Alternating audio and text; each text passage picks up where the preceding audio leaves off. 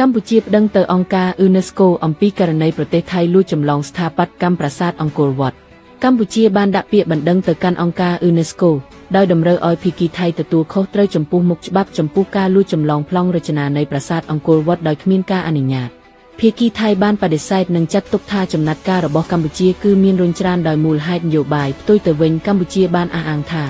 នេះគឺជាបញ្ហានៃការទទួលខុសត្រូវចំពោះមុខច្បាប់និងសីលធម៌នៅពេលដែលប្រទេសមួយបានលួចចម្លងបេតិកភណ្ឌវប្បធម៌របស់ប្រទេសដទៃតាមចិត្តចង់ដោយគ្មានការស្នើសុំការអនុញ្ញាតអង្គការ UNESCO នឹងបង្កើតក្រុមប្រឹក្សាអ្នកជំនាញដើម្បីវិតម្លៃនិងផ្ទៀងផ្ទាត់កម្រិតស្រដៀងគ្នានៃសំណង់នោះទោះបីជាគ្មានសមត្ថកិច្ចដាក់ទណ្ឌកម្មដូចជាតុលាការក៏ដោយក៏អង្គការ UNESCO អាចចេញសេចក្តីណែនាំជាផ្លូវការដោយតម្រូវឲ្យមានការកែប្រែការរចនាឬផ្អាកការសាងសង់ដែលនេះនឹងបង្កើតជាសម្ពាធការទូតដ៏ធំមួយដើម្បីការពារបេតិកភណ្ឌដើមសហគមន៍អន្តរជាតិតែងតែថ្កោលទោសចំពោះទង្វើរំលោភបំពានកម្មសិទ្ធិបញ្ញានៃបេតិកភណ្ឌការលួចចម្លងនិមិត្តរូបប្រវត្តិសាស្ត្រដ៏អស្ចារ្យដូចជាប្រាសាទអង្គរវត្តត្រូវបានចាត់ទុកថាជាទង្វើខ្វះសីលធម៌ធ្វើឲ្យប៉ះពាល់ដល់ទំនាក់ទំនងមិត្តភាពនិងដើរផ្ទុយពីស្មារតីនៃការគោរពវប្បធម៌របស់មនុស្សជាតិឥឡូវខាងគាត់កុំរៀបបលាលួសទៅបាយរៀបបលាលួសជាជនទៅវិញហើយដកលួសចេ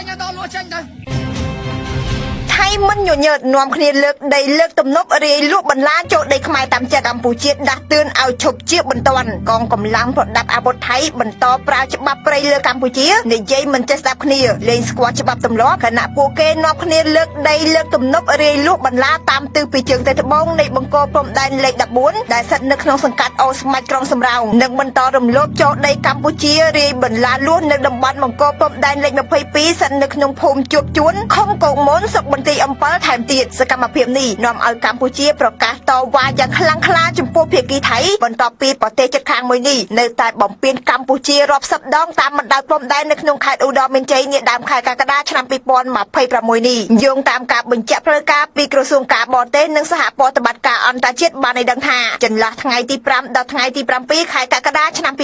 2026កងកម្លាំងប្រដាប់អាវុធថៃបានធ្វើការលើកដីលើកទំនប់និងរាយបន្លាលួសតាមទិសពីជើងទៅត្បូងនៃបង្គោលព្រំដែនលេខ14ដែលស្ថិតនៅក្នុងសង្កាត់អូស្មាច់ក្រុងសំរោងមិនទាន់អស់ឡើយនៅថ្ងៃទី9ខែកក្កដាឆ្នាំ2026ដដែលកងកម្លាំងថៃបានបន្តរំលោភចូលក្នុងទឹកដីកម្ពុជាដើម្បីរាយបន្លាលួសនៅតំបន់បង្គោលព្រំដែនលេខ22ស្ថិតនៅក្នុងភូមិជួបជួនខុំកោកមួនស្រុកបន្ទាយអំពិលថែមទៀតសកម្មភាពឯកតោភាគីរបស់ថៃទាំងនេះកម្ពុជានិយាយប្រាប់យ៉ាងម៉ឺងម៉ាត់ថាឲ្យបញ្ឈប់សកម្មភាពរំលោភបំពានទាំងនេះជាបន្ទាន់នៅក្នុងតំបន់ខាងលើក៏ដូចជាតំបន់ផ្សេងទៀតដែលកងកម្លាំងថៃបានចូលកាន់កាប់ដោយខុសច្បាប់តាំងពីឆ្នាំមុនមកដើម្បីកាត់បន្ថយភាពតានតឹងនិងជំរុញការជឿទុកចិត្តគ្នាទៅវិញទៅមកយ៉ាងណាក៏ដោយរាជរដ្ឋាភិបាលកម្ពុជានៅតែបដិញ្ញាចិត្តក្នុងការដោះស្រាយរាល់ចំនួនព្រំដែនជាមួយប្រទេសជិតខាងទាំងអស់ដោយសន្តិវិធីស្របតាមច្បាប់អន្តរជាតិក៏ប៉ុន្តែដាច់ខាតបន្ទាត់ព្រំដែនមិនទៅផ្លាស់ប្ដូរដោយការប្រើប្រាស់កម្លាំងនោះឡើយ